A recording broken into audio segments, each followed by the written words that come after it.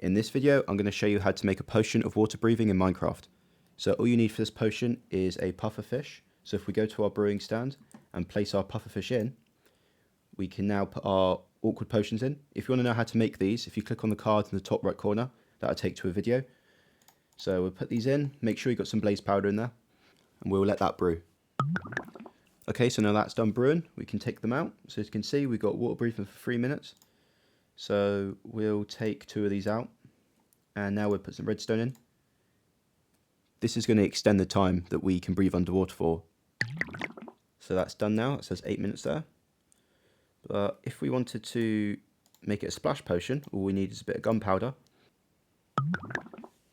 And now we've made 2 of them into splash potions. So we got a splash potion with 8 minutes, a splash potion with 3 minutes, and then just a normal water potion. Okay, so throw this on the floor here.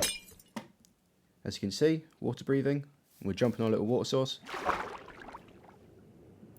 And as you can see, my little bubbles down here, they're not going. Thank you for watching the video. If you found it helpful, please like and subscribe.